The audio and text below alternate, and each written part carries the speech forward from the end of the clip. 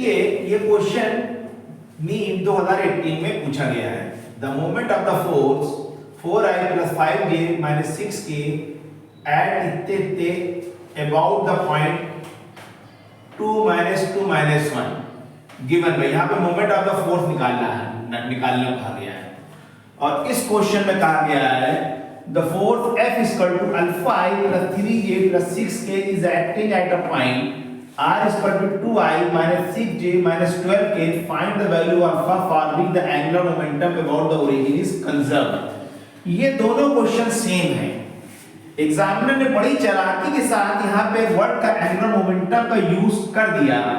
इस क्वेश्चन को एग्जामिनर चाहता for what value of alpha moment of force about the origin is 0, ये भी क्वेश्चन बन सकता था। अगर हम देखते हैं ये नीड मोमेंट ऑफ फोर्स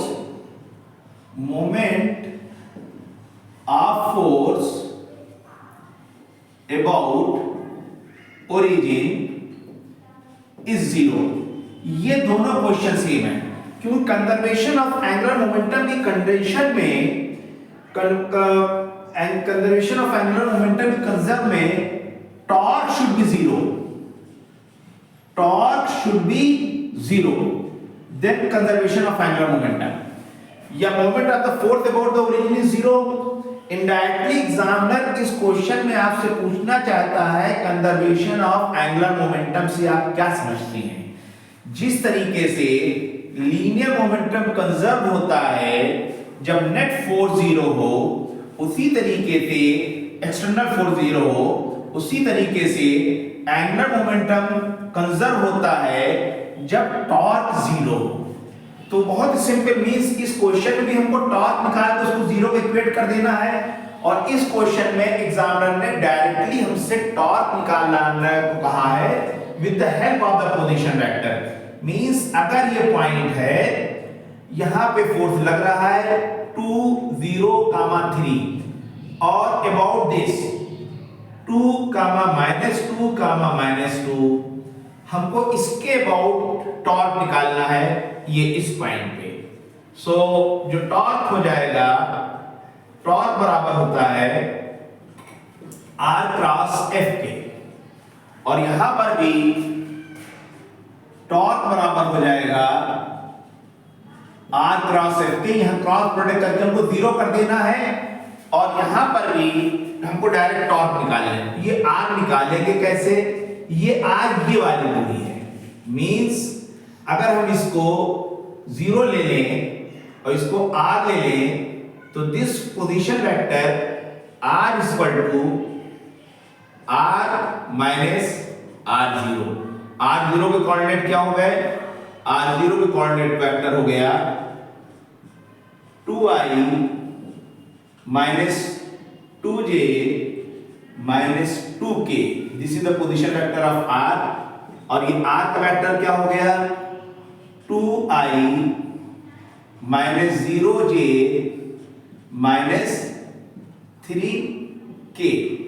तो अब हम यहां पे लिख दें ये टोटल R है, यहां पे R डायरेक्टली दिया गया है। तो अब यहां पे अगर हम देखें तो this is 2i - 3k - 2i - 2j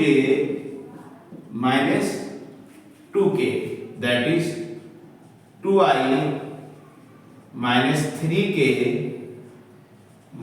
2i + 2j + 2k। तो अगर हम यहां पे इस चीज को देखें तो 2i और ये 2i हमारा कैंसिल हो जाएगा और ये बच जाएगा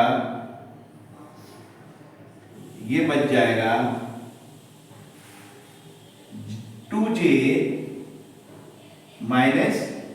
k। अब ये चीज हमारी R आ गई और इस क्वेश्चन में ये R डायरेक्ट दिया गया। बस इन दोनों क्वेश्चन में ये फर्क है। कहीं कहीं एग्जामिनर यहां पे हमने ये जो R0 हो जाएगा यहां पे ओरिजिन में R0 ओरिजिन यहां पे डायरेक्ट हो जाएगा और यहां पे R0 दिया गया है। ये चीज means origin is shifted to this point. Clear है? अब अगर इस क्वेश्चन लिखें और फोर्स क्या है हमारा and the force is equal to 4i plus 5j minus 6k।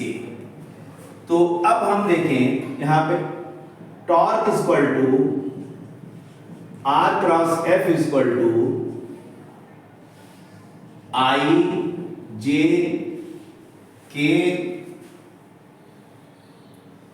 0 2 minus 1, this is 4 5 minus 6। ये इस क्वेश्चन का सॉल्यूशन हो गया हमारा। सब्स्टिट्यूट करेंगे i बराबर 2 minus 6 minus 1 into 5, again this is minus, again minus j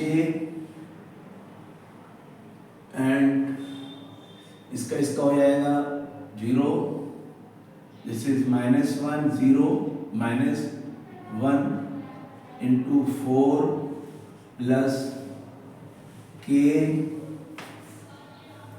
into 0 minus 8, that is minus 7i minus 4j minus 8k। ये हमारा इसका टॉर्क का आंसर आ गया, ये इस वाले का टॉर्क आ गया। अब इस क्वेश्चन में जो एंगुलर मोमेंटम हमारा 0 है, तो हमको पता करना चाहिए कि एंगुलर मोमेंटम 0 कब होगा। एंगुलर मोमेंटम 0 कब होगा? टॉर्क जबकि 0 होगा। ये उसी तरीके से होता है जैसे कोई बॉडी लीनियर मोमेंटम, अगर किसी बॉडी का कंजर्व हो तो next external force acting on the body should be 0, उसी तरह से यहाँ पे टॉर्क शुड बी 0। इस क्वेश्चन में भी टॉर्क निकालना है, इस क्वेश्चन में भी टॉर्क निकालना है। बस इस क्वेश्चन में टॉर्क निकाल के 0 कर देना है क्योंकि एग्जामिनर एक स्टेप ऊपर पूछ रहा है। तो हमने क्या लिखा? r i j k, this is 2 minus 6 minus 12 and alpha plus 3 plus 6। Same इसी तरह फार्मूले का यूज करके हम यहाँ पे अल्फा की वैल्यू निकालेंगे, फिर जो पूरा है उसको 0 कर देंगे, that will alpha comes to -1। This will be your answer.